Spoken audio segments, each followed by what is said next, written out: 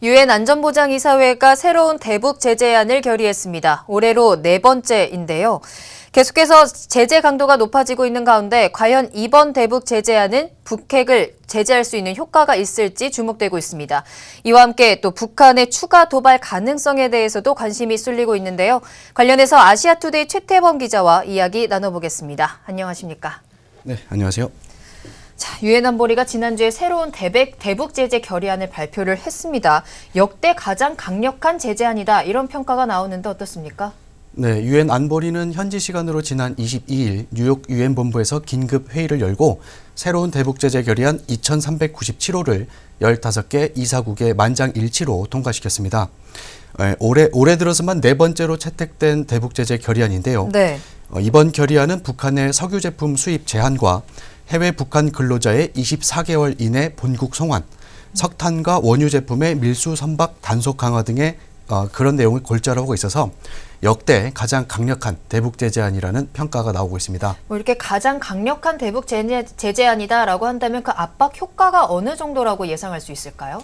네, 우리 정부는 이번 결의를 통해 북한이 수출로 획득하는 외화 수입액이 2억 5천만 달러, 우리 돈으로 약 2,700억 원 정도 줄어들 것으로 예상했는데요. 네.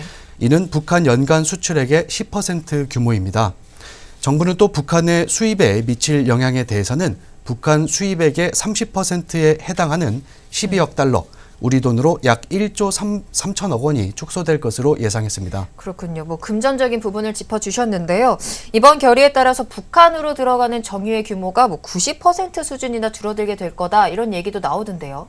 네, 유엔 안보리는 가장 최근인 지난 9월에 채택한 2375호의 결의안에서 네. 북한으로 넘어가는 휘발유, 경유, 등유 등 이 정유 제품의 공급량을 연간 450만 배럴에서 200만 배럴, 약 25톤으로 줄인 바 있었는데 네. 이번 결의안에서는 이를 더 줄여서 3분의 1 이하인 50만 배럴, 약 6톤으로 축소했습니다. 네. 한층 강화된 이번 결의를 통해 북한으로 향하는 정유 공급이 기존보다 90% 수준이 대폭 줄어들게 되는 겁니다. 또 정유가 아닌 대북 원유 공급에 대해서도 그동안 정확한 통계가 없었는데 유엔 안보리는 이번에 원유 공급의 상한선을 400만 배럴, 약 50만 톤으로 명문화했습니다. 네. 특히 회원국들의 대북 원유 공급량에 대한 보고를 의무화했는데요. 이는 북한의 비밀리에 원유를 공급해온 것으로 알려진 중국과 러시아에 대한 압박 차원인 것으로 분석됩니다. 그렇군요. 원유 공급이 줄어들게 된다면 아무래도 좀 산업적인 부분에서 차질이 있을 수밖에 없을 것 같거든요. 자, 이와 함께 또 외화벌이의 창구로 좀 이용이 됐었어요. 해외 노동자 파견에 대한 제재도 수위가 좀 높아졌다고요. 네, 유엔 안보리는 기존 결의안에서는 북한의 해외 노동자에 대해 신규 고용만 금지하고 있었지만 네. 이번에는 결의안 채택일로부터 24개월, 즉 2년 이내에 모든 유엔 회원국들이 북한 노동자들을 북한에 돌려보내야 한다고 명시했습니다. 네. 그동안 북한 김정은 정권은 외화벌이 노동자들의 월급을 관리비 등의 명목으로 가로챘고 이를 통해 핵과 미사일 개발에 사용했다는 것이 국제사회의 분석인데요. 미국은 북한이 해외 노동자를 통해 매년 5억 달러, 우리 돈으로 약 5,400억 원 정도를 벌어들이고 있다고 추정하고 있습니다. 네. 이번 결의안에서 북한 노동자를 돌려보내는 시점을 놓고 당초 미국과 중국은 그 협상에서는 12개월 이내로 합의가 됐다가 막판에 러시아가 이 일을 제기하면서 24개월로 늘어난 것으로 알려졌는데요. 네. 네, 어찌됐든 이번에 결의를 통해 약 5만에서 10만 명 수준으로 추정되는 북한 노동자의 해외 파견은 2019년 말쯤에 모두 중단될 것으로 예상됩니다. 이 해외 파견이 모두가 중단이 된다면 5,400억 원 정도의 수입이 줄어들게 되는 거겠군요. 네, 그렇습니다.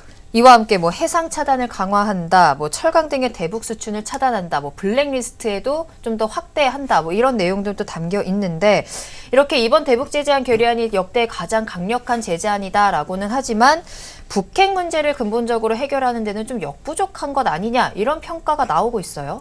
네, 그렇습니다.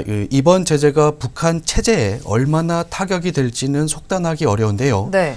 이 북한 경제의 경우 대외 무역의 의존도가 낮고 또 자체 회복력을 갖는 특징이 있어서 이 경제적인 압박을 중심으로 하는 대북 제재만으로는 북한 체제를 흔들 정도의 영향을 주기가 어렵기 때문입니다. 네. 특히 북한의 생명줄로 꼽히는 원유 공급 차단에 관한 내용이 이번에 빠졌고 북한 노동자 송환 문제 역시 중국과의 접경 지역에서 불법적으로 이뤄지는 그 통행을 막는 것에는 한계가 있습니다.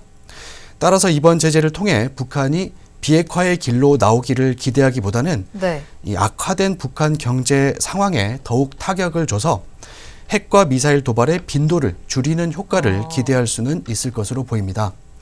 특히 이번 결의안에서 미국이 강력하게 요구했던 그 대북 원유 공급의 전면 중단이나 김정은의 해외 자산 동결 등 보다 강력한 내용은 포함되지 않아서 이 부분은 향후 과제로 남게 됐습니다. 그렇군요. 뭐 이런 경제적으로 계속 쪼이는 게 완전한 근본적인 해결책은 아닌 것 같아서 다른 해결책이 나와야 되지 않을까라는 생각도 드는데요. 사실 이런 대북 제재안이 나올 때마다 북한은 추가 도발을 해왔었거든요. 이번 제재안에 대해서는 어떤 반응을 보이고 있습니까? 네, 북한이 이번 유엔 안보리의 대북 제재 결의에 대해 내놓은 반응을 보면 네. 이 구체적인 위협은 담기지 않아 다소 낮은 수위로 대응했다는 게 전문가들의 분석입니다. 네. 하지만 북한이 지난 9월에 채택된 안보리 결의에 대해 낮은 수위로 대응했었음에도 불구하고 며칠 뒤에 일본 상공을 넘어가는 중장거리 탄도미사일 도발을 감행했던 사례를 보면 네. 북한의 말만 가지고 현재 상황을 예단하기는 어려울 것으로 보입니다. 특히 북한은 지난 11월 29일에 신형 ICBM인 화성 15형을 발사하며 이 핵무력 완성을 선언한 이후 한 달 가까이 추가 도발이 없는 상황인데 네. 유엔 안보리가 이전보다 강도 높은 대북 제재 결의안을 채택했다는 점에서 북한이 이에 반발해 도발을 감행할 것이라는 전망에도 힘이 실리고 있습니다. 그렇군요. 뭐 유엔뿐만 아니라 유럽 연합에서도 내년 초에 뭐 제재안을 내놓을 것이다라고 했는데 짧게 부탁드릴게요. 네, 유럽연합은 이번에 채택된 유엔 안보리 결의안이 국제사회가 북한에 대해 일치 단결에 대응하고 있다는 증거라고 평가하면서 네. 이를 유럽연합법으로 완전하게 전환할 것이라고 밝혔는데요. 압력을 가중하기 위한 추가적인 조치를 계속해서 검토할 것이라며 독자적인 대북 제재안 채택에 대한 의지를 표시하고 있습니다. 네, 알겠습니다. 여기까지 듣겠습니다. 지금까지 아시아투데이 최태범 기자와 이야기 나눠봤습니다.